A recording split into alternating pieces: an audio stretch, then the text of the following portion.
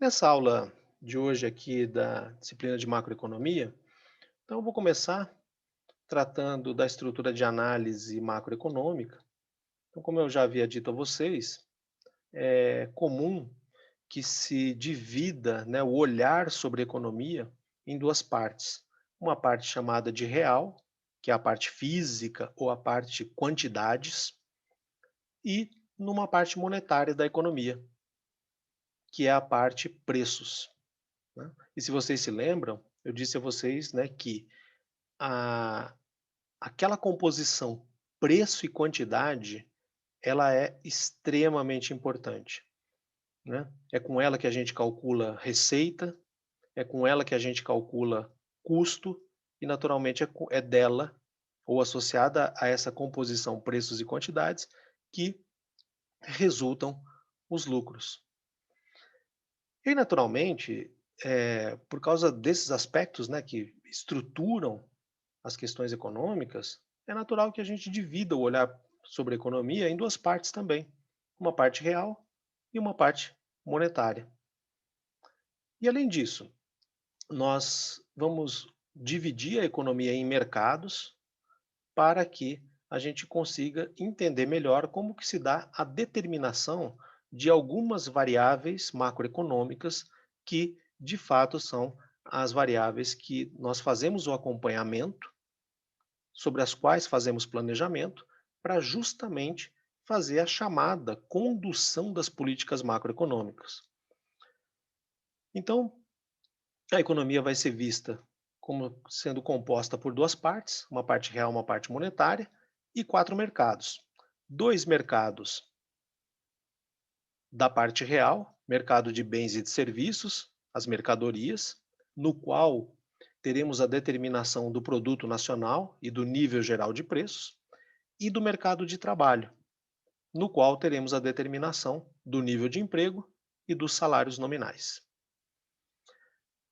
O mercado de trabalho ele é separado dos bens e de serviços porque ele envolve uma mercadoria, que é a capacidade de trabalho humana, que é muito particular. Então, devido a se tratar da vida humana, embora, né, não estejamos negociando pessoas, porque quando se negocia pessoas é na escravidão, isso não acontece, né, nos nossos mercados. O que acontece é uma negociação ali da força de trabalho. E devido às particularidades dessa mercadoria, força de trabalho, capacidade de trabalho, ela é tratada no mercado separado com um, um nível de oferta distinto da oferta de mercadorias e com um preço também tratado ou acompanhado de maneira separada do nível geral de preços das outras mercadorias. E na parte monetária, o mercado financeiro, tanto o mercado monetário estrito sensu, quanto o de títulos, no qual serão estabelecidas ou determinadas a taxa de juros e o estoque de moeda, e o mercado de divisas, no qual é determinada a taxa de câmbio.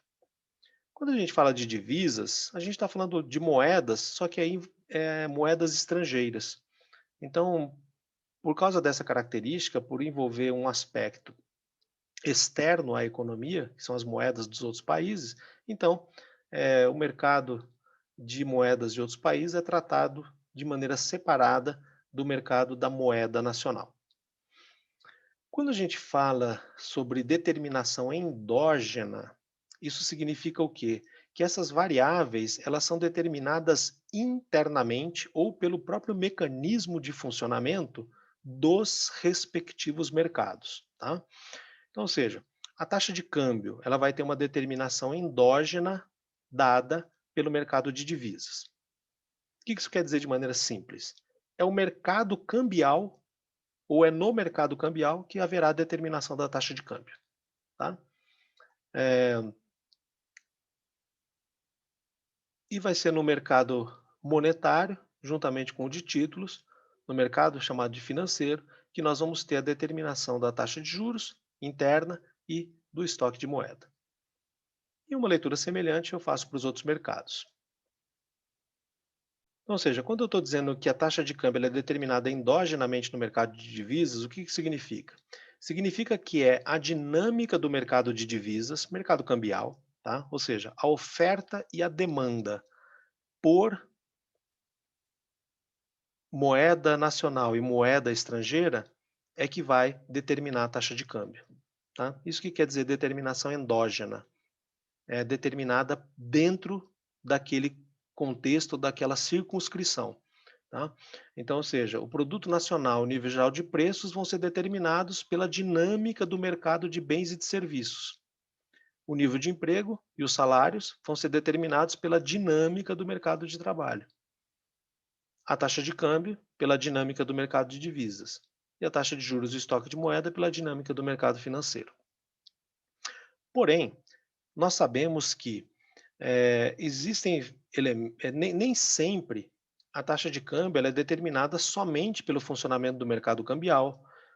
O salário não é determinado somente pela dinâmica do mercado de trabalho, né? Existem os fatores que nós chamamos de determinação exógena, tá? Ou seja, é quando algo de fora do contexto, fora do mercado respectivo, influencia a determinação de uma característica associada à dinâmica do mercado. Como, por exemplo, salário, né? O mercado de trabalho, o funcionamento do mercado de trabalho influencia o valor dos salários. Porém, existe a determinação exógena, fora do mercado, por parte do poder executivo sobre o salário mínimo, né? Então, determina ali um piso para o valor do salário nos contratos formais de trabalho.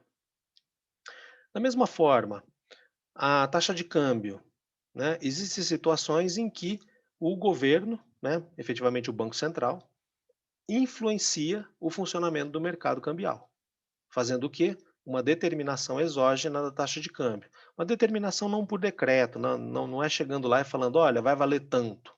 Não, chega lá e opera, faz operações de compra, operações de venda para influenciar a taxa de câmbio em uma direção, em certa variação e até para atingir certo valor que entenda ser mais interessante ali para o comportamento do mercado, tá? Tem também o quê? O, o orçamento do governo, que determina os gastos do governo, a lei de responsabilidade fiscal, tá? Então existem fatores próprios aos mercados que influenciam as variáveis macroeconômicas de interesse, mas essas variáveis também elas sofrem influência de fatores externos, como por exemplo do governo, que também influencia a taxa de juros, né? Então, se o mercado monetário de títulos funcionasse livremente, as taxas de juros, por exemplo, dos créditos, das modalidades de crédito, elas seriam determinadas pela dinâmica do mercado. Porém, o governo controla a oferta monetária para poder fazer determinação do quê? De uma taxa de juros que remunera títulos de dívida pública, chamado de taxa Selic. Selic é a abreviação de Sistema Especial de Liquidação e Custódia, e que está associada à remuneração de títulos da dívida pública, e o Banco Central controlando a oferta monetária justamente afeta a taxa de juros Selic, que é considerada a taxa de juros de referência na economia, e, é claro, os movimentos da taxa Selic acabam influenciando as taxas de juros das modalidades de crédito privado.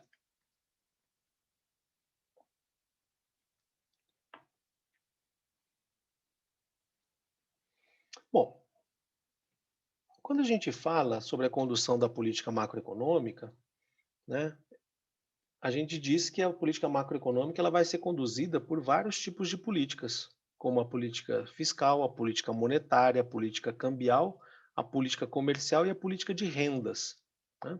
Só que efetivamente, a, cada uma dessas políticas, ela diz respeito efetivamente a um conjunto de instrumentos, que estes sim é que exercem as influências sobre o comportamento da economia. Então, nós temos as políticas, só que efetivamente elas são conduzidas através do uso dos chamados instrumentos. Então, por exemplo, os instrumentos de política fiscal. Tá? Nós temos basicamente o quê? Os tributos e a estrutura tributária, e apenas lembrando que tributo é um nome geral para impostos, taxas, contribuições e subsídios. Então nós temos os tributos e a estrutura tributária que vão fazer o quê? Ao serem cobrados do setor privado, vão gerar arrecadação para o governo, vão gerar as receitas do governo, que é o que nós chamamos, então, de política tributária. Então, ou seja, esse termo política tributária, ela é implementada de que forma? Através da implementação dos tributos e da própria estrutura. Né? Então, não tem só os tributos, tem a forma de incidência do tributo, né? Se é por dentro, por fora. Né? Existem vários quesitos relativos a isso. Só que além dos tributos, outros instrumentos fiscais que existem são os gastos do governo, que vão qualificar aquilo que nós chamamos de despesas do governo, que conjuntamente caracterizam o que se chama de política de gastos. E aí, tanto a política tributária como a política de gastos, conjuntamente, configuram o que se chama de política fiscal. Tá? Então, ou seja, a política fiscal, o que é? É a junção da política tributária com a política de gastos. Cada uma dessas políticas é implementada por instrumentos específicos. Mas além dos instrumentos de política fiscal, existem também os instrumentos de política monetária, ou seja, os instrumentos monetários.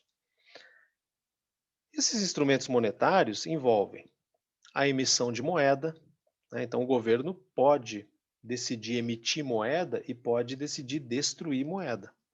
Essa é uma maneira, né? Esse é um instrumento monetário.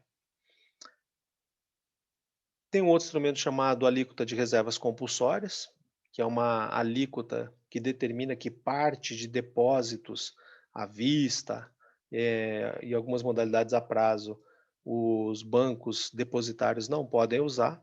Eles têm que meio que custodiar essa parcela dos depósitos feitos ao Banco Central, eles não podem usar. Então, isso configura um outro instrumento. Existem as operações de open market, que são as operações de compra e de venda de títulos da dívida pública. Existem as operações de redesconto, especificamente a determinação da alíquota de redesconto, que é uma operação existente que o Banco Central tem para dar auxílio aos bancos, que nós estudaremos futuramente na parte monetária. Então, quando nós juntamos todos esses instrumentos, aí nós caracterizamos, né, a chamada política monetária. Então, ou seja, o uso de qualquer instrumento desse tipo aqui, ou destes, de qualquer forma que eles possam ser usados, constitui uma ação de política monetária. Além disso, existe a regulamentação de créditos e de capitais e a regulamentação da taxa de juros, que, conjuntamente, determinam aquilo que se chama de política de crédito.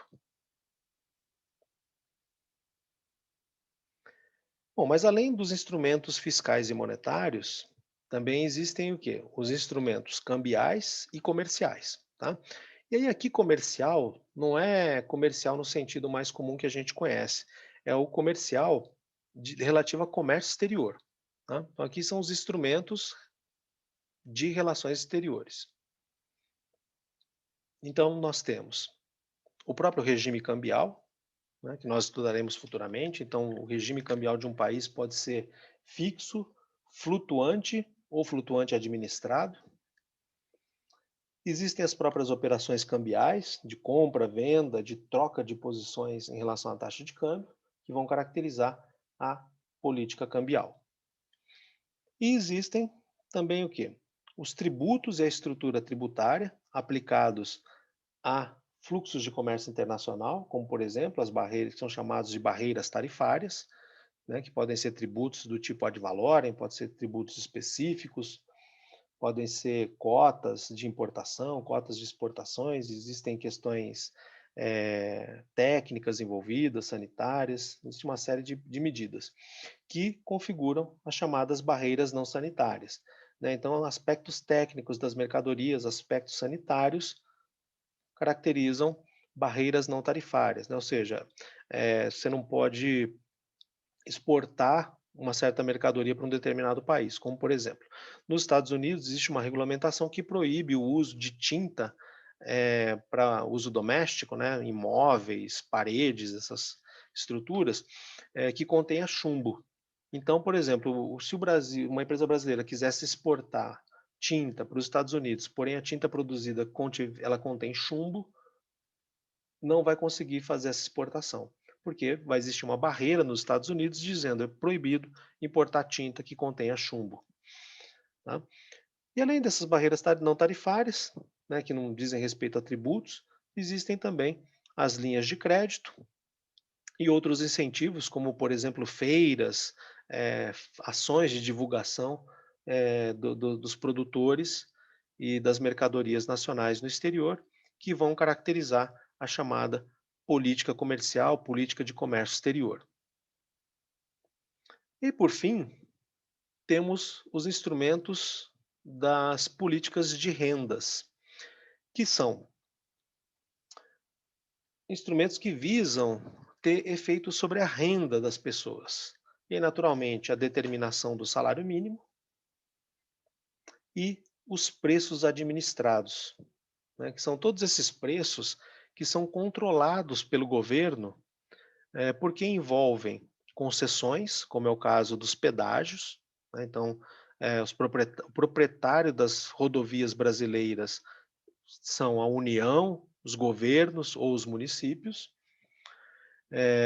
O que acontece é que, sobretudo, a União e governos estaduais fazem a concessão da atividade da rodovia. E aí fazem contratos de concessão, estabelecem, e há um estabelecimento de um pedágio para o uso da rodovia. Só que esse pedágio não pode ser determinado, o seu valor não pode ser determinado de qualquer forma, porque envolve um serviço essencial, que é o deslocamento, né, de mercadorias e de pessoas, então o governo administra, né, faz uma regra contratual e acompanha o comportamento desses preços. Isso vale também para telefonia, isso vale para transportes, energia elétrica e saneamento, né, porque são mercadorias em que geralmente a propriedade é pública, né, como é o caso de energia elétrica, saneamento, rodovias, só que o serviço de concessão é feito para empresas do setor privado, né, mas por envolverem serviços, mercadorias muito essenciais, então o governo administra o comportamento desses preços como uma forma de fazer com que tenha um efeito consequente sobre a renda das pessoas. Então, esses são todos os tipos de política macroeconômica e os instrumentos que de fato são utilizados para a condução dessas políticas macroeconômicas.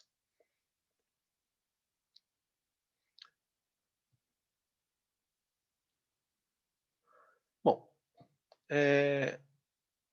como nós vimos anteriormente, os objetivos da política macroeconômica estavam associados a que o governo executasse ações sobre a produção e a demanda agregada para induzir a economia a operar a pleno emprego dos fatores, com baixa taxa de inflação, com crescimento econômico e uma distribuição justa da renda. Efetivamente, isso pode ser dito de uma outra forma, claro que aí focando um pouco mais nas questões de produção, emprego e inflação, de que o objetivo da política macroeconômica é induzir a economia a operar no sentido do PIB potencial, ou também chamado PIB de longo prazo.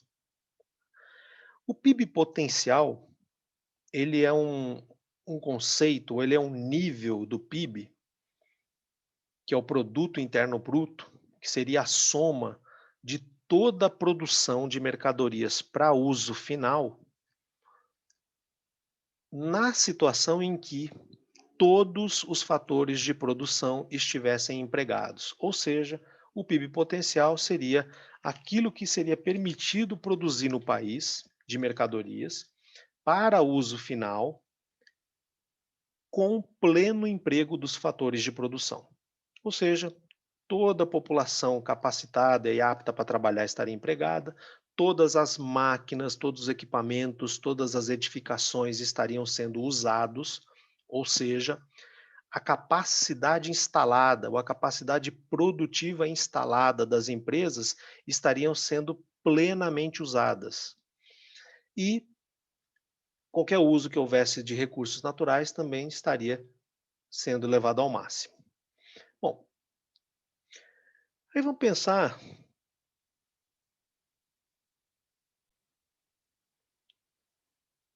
aqui num gráfico do tempo e do PIB e o PIB potencial, né, com uma trajetória crescente, né? Então o PIB cresceria através do tempo, né? E claro que essa é a única trajetória pensada, né? Ninguém pensa em conduzir uma economia para o declínio, né? E aí, claro, para o fim, e tampouco num PIB potencial horizontal, que significaria nada muda, né? A ideia sempre é de crescimento, né?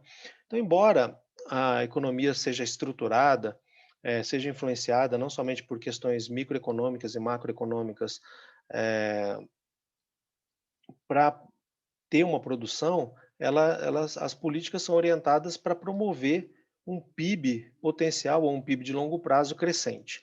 Porém, o que acontece é que, no curto prazo, a economia apresenta flutuações.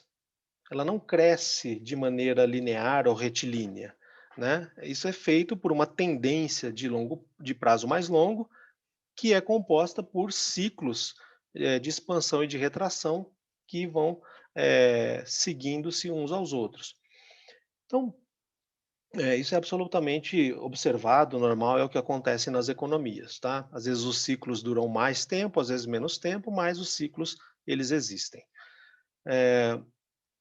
Nessas fases ali que o ciclo está apontando para baixo, que são as fases chamadas de retração, né, porque o PIB está diminuindo, né, então ele estava aqui num valor, e aí conforme o tempo passa, ele diminui de valor. Né? Então nós temos ali uma queda do PIB, uma queda da atividade econômica. O que acontece ali nessas fases de retração, e sobretudo quando o PIB aqui de curto prazo ele está abaixo do PIB potencial de longo prazo, né? Então lembra, PIB potencial de longo prazo, ele é o PIB em que todos os fatores de produção estariam plenamente empregados. Então, todas as pessoas que podem trabalhar empregadas, todas as máquinas empregadas, as empresas trabalhando com 100% da sua capacidade produtiva instalada. Né? Só que quando o PIB de curto prazo ele passa aqui abaixo do potencial, que é o que acontece ali nas fases de retração da economia, vai haver desemprego. E quando houver desemprego, o governo vai fazer o quê? Vai promover políticas fiscal e monetária expansionistas, tendo em vista frear essa retração, fazer com que a economia, né, acabe atingindo ali um ponto de fim da retração, que eu estou chamando de fundo, e ela entra então ali numa fase de expansão, né, que é uma fase de crescimento do PIB. Né? Então, se você pegar esse fundo aqui, você vai ver que ele se refere a um PIB mais baixo, e aí depois uma outra fase ali da expansão está num PIB mais alto. Então, são as fases de crescimento. Embora o governo possa ter à sua disposição vários tipos de política,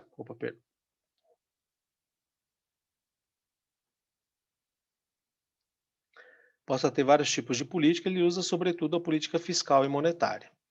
Então, depois que essas políticas surtem efeito, né, de frear ali a retração econômica, a economia atinge um fundo, entra numa fase de expansão, aí surge um outro problema, sobretudo quando o PIB de curto prazo ele passa acima do PIB potencial de longo prazo.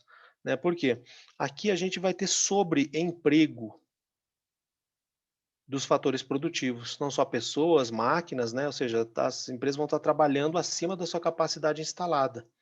E claro, o que vai acontecer? Vai pagar hora extra, as pessoas vão ganhar mais dinheiro, só que pessoa com dinheiro vai comprar muita mercadoria, vai aumentar a demanda na sociedade, e isso vai gerar inflação, né? Porque a economia não consegue produzir mais do que do que esse PIB de potencial de longo prazo.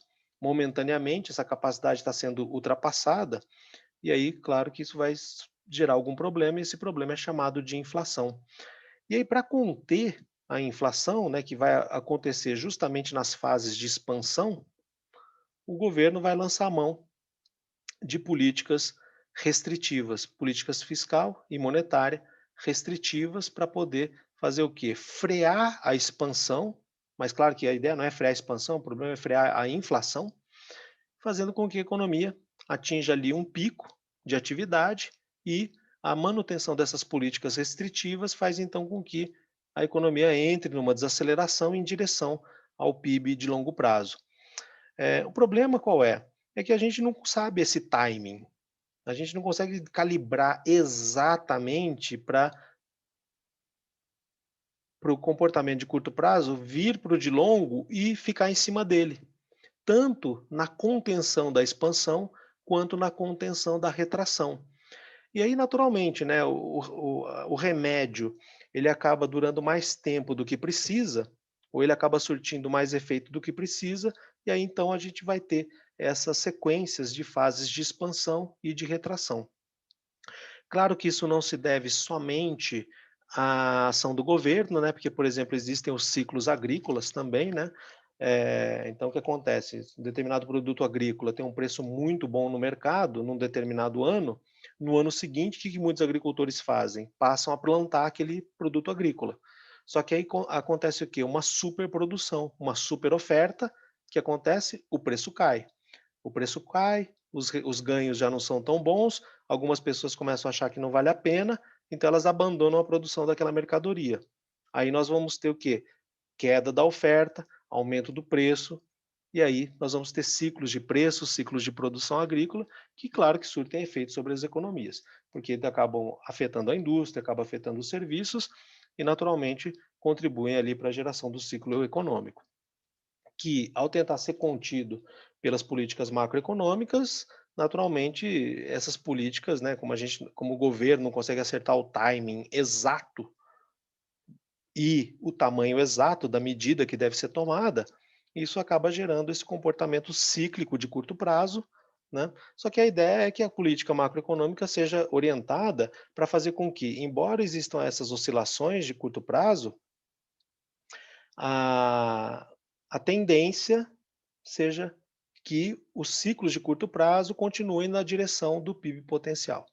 Tá? Então esse que é o grande objetivo, de fato, ali da política macroeconômica. Bom, bom, agora vamos olhar um pouco sobre como que a gente vai tratar um pouco mais especificamente a economia, né? Então a economia, como nós já vimos, é uma área de estudo voltada para a vida humana, né? Efetivamente, o que existe de fato são as pessoas, né? E as pessoas são chamadas do ponto de vista macroeconômico como as famílias, né? Só que as famílias, elas exercem um outro papel na economia, que é o quê? Elas que compõem as empresas, as firmas, né? Se você for ver uma firma, nada por uma certa ótica, ela pode ser vista como que é um grupo de pessoas que estão ali juntas, organizadas de uma certa forma, para tentar atingir determinados objetivos, cada uma contribuindo à sua maneira, conforme foi contratada. Mas efetivamente são as pessoas, né? São as pessoas das famílias que compõem firmas. Claro que nem todas as pessoas de todas as famílias compõem firmas, mas você só tem firma porque existem as pessoas. Só que as pessoas são aquelas que detêm, que são de fato as proprietárias dos fatores de produção, capacidade de trabalho, do capital, né, e da terra. E então essas famílias, elas vendem esses fatores de produção no chamado mercado de fatores de produção e transferem esses fatores de produção como insumos à produção para as firmas. As firmas usam esses insumos ou esses fatores de produção, executam o processo produtivo e vendem bens e serviços num outro mercado, que é o mercado de bens e de serviços. Então aqui nós temos a família ofertando fator de produção e a firma demandando fator de produção. Por isso nós temos um mercado de fatores de produção.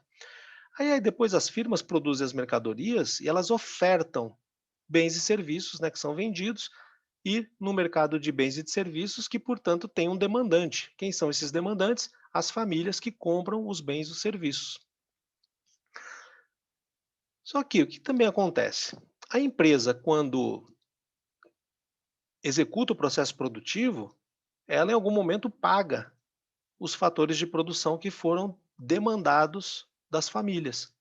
E esses pagamentos, né, o salário para o trabalho, o lucro para o capital, os aluguéis para o capital e os juros também, os aluguéis geralmente relacionados à terra, eles são pagos em contrapartida à compra dos fatores de produção, e aquilo que é pagamento para as empresas é renda para as famílias, que são as rendas dos fatores de produção. E as famílias recebem essa renda e fazem o quê? Elas vão lá e pagam as mercadorias que foram compradas, né? Então você repara o seguinte, que toda a produção da economia, exceto aquela que é usada para produzir outras mercadorias, mas, ou seja, se a gente olhar somente para a produção de mercadorias de consumo final, toda a produção de mercadoria para consumo final vai vir para as famílias, que vai basicamente destinar tudo aquilo que ela recebe de pagamento das empresas para as próprias empresas. E aí nós temos o que? Esse fluxo circular de mercadorias e rendas dentro da economia. Mas claro que uma economia não tem só famílias e empresas, né? A economia tem um pouco mais que isso. A economia tem, por exemplo, o governo, né? Então, que existe e faz o quê? O governo ele cobra impostos das famílias, imposto de renda e propriedade, e cobra impostos também das firmas. E devolve o quê? Devolve bens e serviços para as famílias e para as empresas, como, por exemplo, segurança, serviços, né, de justiça, de escolarização, e outros. Só que além do governo também tem o mercado financeiro, para o qual as famílias destinam sua poupança, as firmas também. O mercado financeiro junta todas essas poupanças de alguma maneira, concede crédito para as famílias e concede crédito para as firmas, sobretudo uma modalidade de crédito que é muito importante para a economia, que são os investimentos. Então, nós temos as famílias, as firmas, o governo, né, mercados, mercado financeiro, mercado de bens e serviços, fatores de produção. E, além disso, nós temos um outro aspecto, que é o quê? O exterior. Existem as trocas da economia com o exterior, com os fluxos de exportação e rendas recebidas do exterior, e tem o fluxo de importação e de renda enviada para o exterior.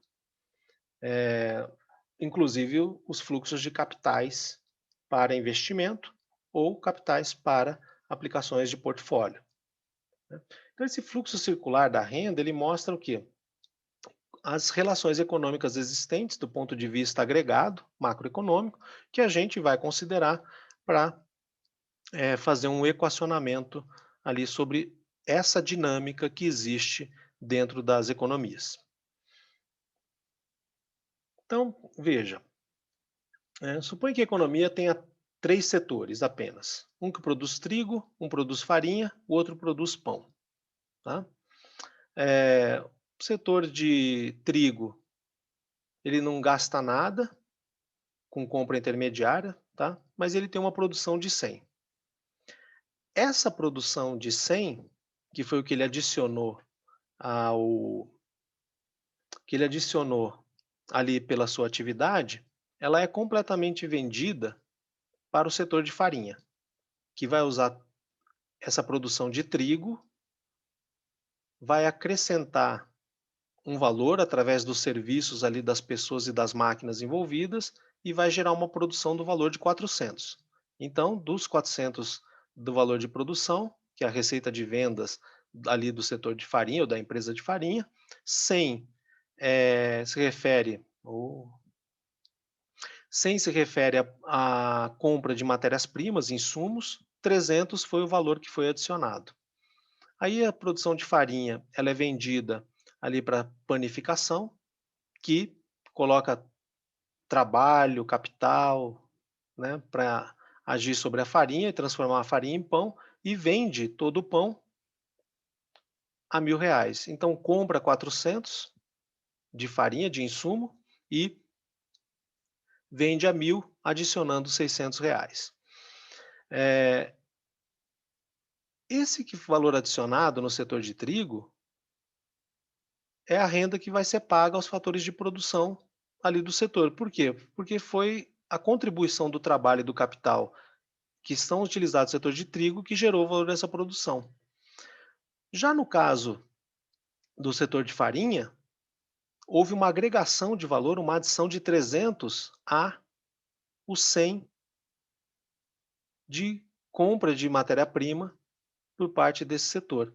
Então, esse valor adicionado pelos fatores de produção no setor de farinha vão ser pagos a quem? A quem os adicionou, que são o quê? Os fatores de produção envolvidos ali no setor de farinha.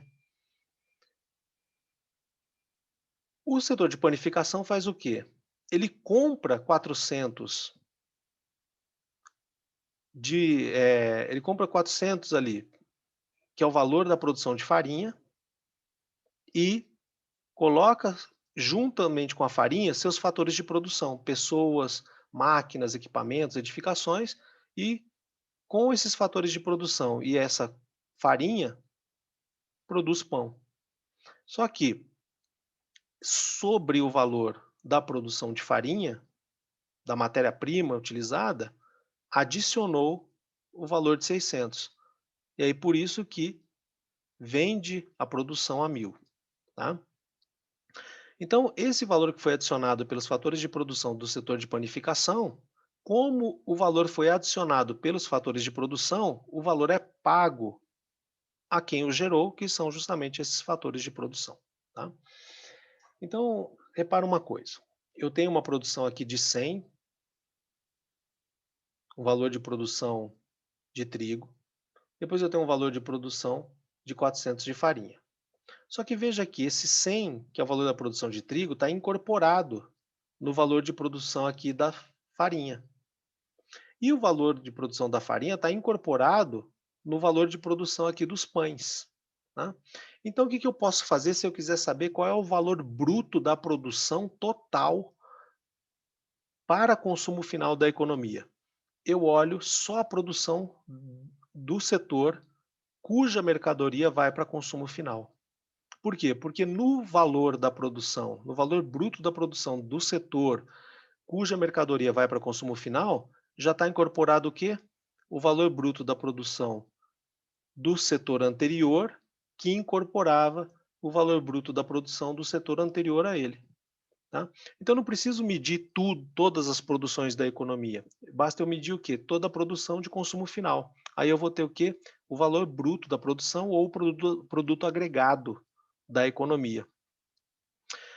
Agora, repara também o seguinte, né, que esse valor bruto da produção agregada da economia, o valor da produção total da economia, ele é exatamente igual à soma dos valores adicionados por todos os setores ou por todos os fatores de produção utilizados em todos os setores da economia. Porque o valor adicionado em trigo é o que constituiu o seu valor bruto de produção, que foi esse valor adicionado foi transferido para o seguinte, e a ele foi somado um outro valor adicionado, que constituiu o valor bruto de produção aqui do setor de farinha, que foi transferido para o setor final, de panificação, que juntou todo esse valor adicionado anteriormente a um valor adicionado pelos fatores de produção do seu próprio setor. Então você repara que se eu somar todos os valores adicionados pelos fatores de produção, eu vou ter também a magnitude de 1.000, que vai ser o quê? Vão ser as rendas, ou a renda agregada da economia. E aí o que as pessoas fazem com a renda recebida? Conforme nós vimos ali no esquema anterior, as pessoas vão, de alguma maneira, usar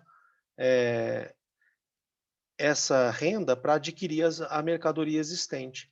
Então nós vamos ter o que numa economia? Uma igualdade entre o valor da produção bruta para uso final, toda a renda gerada na economia e todo o valor de despesa agregada da economia ou de demanda agregada da economia.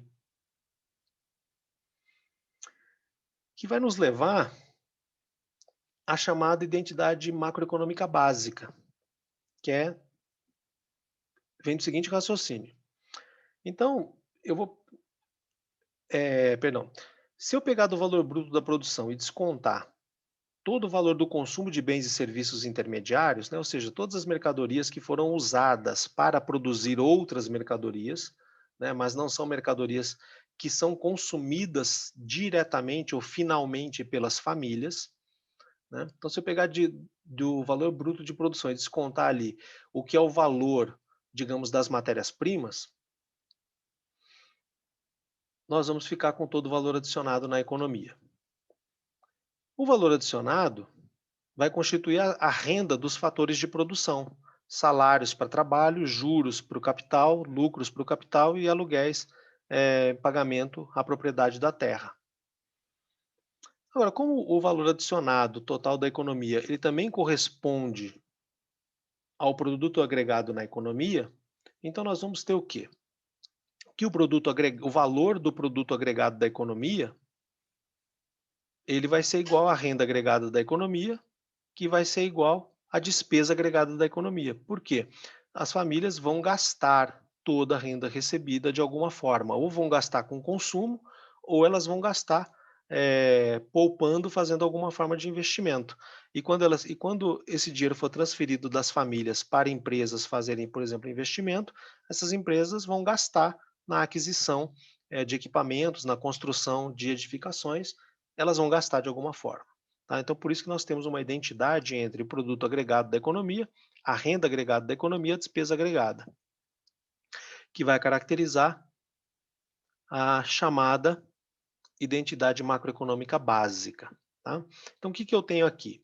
Y é o PIB, é o produto interno bruto, é a produção agregada da economia.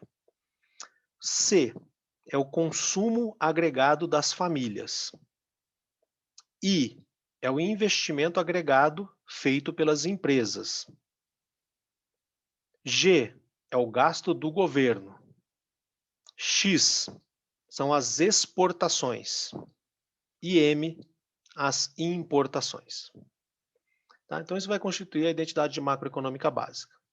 Na próxima aula, eu vou explicar como é que a gente chega e por que tem esses sinais. Por enquanto, a gente só está vendo a identidade, para entender um outro aspecto dela. Que é a relação dessa identidade macroeconômica básica com as políticas macroeconômicas, né? Porque é sobre essa identidade que as políticas macroeconômicas são conduzidas e visam gerar os efeitos desejados. Então, repetindo aqui a nossa identidade macroeconômica básica, né? Então, o que eu tenho aqui é o PIB do país, o Produto Interno Bruto, a produção agregada, consumo das famílias, investimento das empresas, gasto do governo, exportações e importações. O PIB, ele caracteriza o quê? A oferta agregada da economia, a produção agregada e efetivamente é chamado de Produto Interno Bruto. O lado direito ali dessa igualdade, que é uma soma, constitui o quê? A demanda agregada da economia, ou a despesa agregada da economia, despesa interna bruta, ou também chamada renda interna bruta. Lembra que tem uma igualdade entre produção, demanda e renda do ponto de vista agregado na economia. Então, do lado esquerdo é a oferta agregada, do lado direito é a demanda agregada. E nós temos as políticas macroeconômicas. A política fiscal, ela pode influenciar o PIB, mas o PIB também pode ser influenciado pela política monetária, assim como pela política cambial. Além de influenciar a produção agregada na economia, a política fiscal, ela pode influenciar o quê? Componentes específicos da demanda agregada. Consumo das famílias, os investimentos das empresas e o gasto do governo. Já a política monetária pode também ter efeitos sobre esses componentes da demanda agregada. A política de rendas, direcionada somente ali para o consumo agregado da economia. A política cambial, podendo influenciar as exportações e as importações da economia. E essa igualdade aqui, entre a oferta agregada da economia e a demanda agregada da economia, está representando o quê? Um equilíbrio, uma igualdade entre a oferta agregada e a demanda agregada da economia, né? Então repara que aqui de um lado eu tenho oferta, só que é agregada, do outro lado eu tenho demanda, só que é agregada, e aí, claro, eu tenho uma igualdade, essa igualdade é um ponto em que as duas magnitudes são iguais, ou seja, nós temos ali um equilíbrio, uma identidade entre as duas partes. E aí, claro que, né, como a gente tem oferta, a gente tem demanda, tem uma igualdade ali, algo, né, sugerindo então a ideia de um equilíbrio, se a gente pensar com um conceito já conhecido, que é o do equilíbrio de mercado da microeconomia, né, eh, em que nós temos basicamente o quê? Nós temos ali o que constitui a demanda do mercado, né, o lado dos consumidores, tem uma oferta do mercado e quando os interesses de demanda eles se equivalem aos interesses de oferta, eu tenho uma transação econômica, eu tenho um negócio, tenho uma compra, uma venda, né? Eh, que é o que nós chamamos de equilíbrio do mercado. Aquele ponto, né, aquela situação de preço unitário e quantidade transacionada para os quais os ofertantes vendedores e os demandantes compradores, eles concordam com o preço, com a quantidade, portanto tem negócio. E é isso que nós chamamos de equilíbrio. O equilíbrio é a ocorrência da transação, da compra e da venda. É isso.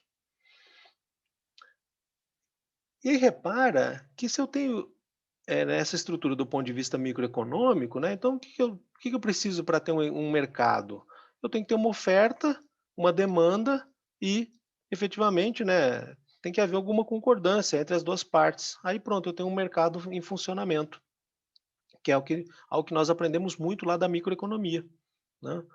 Ou seja, uma composição daquela dupla que eu falei para vocês. É isso que você tem que ter em mente se você quiser entender economia, preços e quantidades, né? Você tem uma composição entre preços e quantidades que caracterizam aquilo que nós chamamos mercado. Esse preço de equilíbrio é o que vai equalizar, né, as quantidades ofertada e demandada, e a quantidade de equilíbrio é a quantidade que vai ser ofertada e a que vai ser demandada ao preço de equilíbrio. Bom, então se a gente lembrar da identidade macroeconômica básica, lá eu tenho uma oferta agregada, uma demanda agregada, e eu tenho um ponto de igualdade entre as duas partes. Ué, muito parecido, né, com a ideia de mercado da microeconomia. Uma oferta, uma demanda e uma igualdade, um equilíbrio. Então a gente pode utilizar esse conceito da microeconomia e pensar no quê? Num equilíbrio macroeconômico. Só que agora, né, como a gente está pensando com a macroeconomia, a gente não vai pensar no preço de uma mercadoria. A gente vai pensar no quê? Num nível geral de preços das mercadorias, num índice geral de preços das mercadorias. E nós não vamos pensar na quantidade de uma mercadoria, nós vamos pensar o quê? Na quantidade agregada, na produção agregada da economia. Só que repara, é um gráfico que tem aqui uma variável de preço e na horizontal uma variável de quantidade. Aquela dupla que eu falei para vocês, preços e quantidades. Só que agora levado para um nível macro, não mais micro. Então o que eu vou ter? A oferta agregada da economia, a demanda agregada da economia. Então aqui o PIB, os componentes ali da demanda agregada somados e um equilíbrio macroeconômico, né? Que vai ser um nível geral de preços de equilíbrio e uma quantidade agregada de equilíbrio, que vai ser o quê? Vai ser a quantidade produzida, a produção total da economia para um determinado nível para um determinado nível do índice geral de preços da economia. Então, tudo aquilo que a gente consegue avaliar do ponto de vista micro, do funcionamento dos mercados, a gente pode usar para um entendimento macroeconômico, né? Então, quando a gente afeta a produção, a gente uma política macroeconômica afeta a produção, então ela gera um efeito aqui sobre a oferta agregada da economia, o Y, o PIB. Quando as políticas macroeconômicas elas influenciam componentes da demanda agregada, isso vai provocar o que? Alterações aqui na demanda agregada da economia. E naturalmente, havendo alteração, vai ter mudança aqui no preço de equilíbrio e na quantidade de equilíbrio. O comportamento do preço de equilíbrio, do nível geral de preços da economia, é o comportamento vai nos dar o comportamento da inflação. E o comportamento da quantidade agregada da economia vai nos dar o comportamento da produção. E por nos dar o comportamento da produção, vai nos dar também o quê? O comportamento do emprego, dos fatores de produção, né? Então, vai ser através da condução das políticas macroeconômicas, tendo em mente aquela identidade macroeconômica básica, que as políticas macro vão procurar influenciar as condições de oferta agregada da economia, de demanda agregada na economia, para poder influenciar o quê? A combinação de comportamento dos preços, comportamento do emprego de fatores de produção, que constituem efetivamente o quê?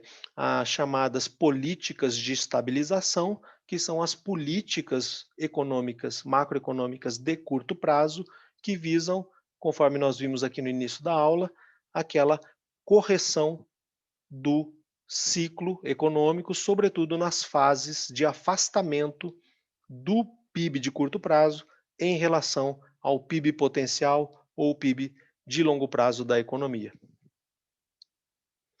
Ok? Então era isso que eu queria apresentar para vocês hoje. Espero que tenha conseguido transmitir a ideia minimamente. Claro que são muitas informações, né? Porém, esse aqui é o grande foco que a gente vai ter para poder entender as questões macroeconômicas de curto prazo. Tá? Claro que vai ser necessário que vocês revejam, né? Estudem, porque são termos novos, né? Isso tudo demora um tempinho assim para assimilar. Mas tenho certeza de que vocês vão conseguir entender isso e a gente vai poder trabalhar bem em cima desses conceitos, só que aí de maneira mais particular nas aulas seguintes.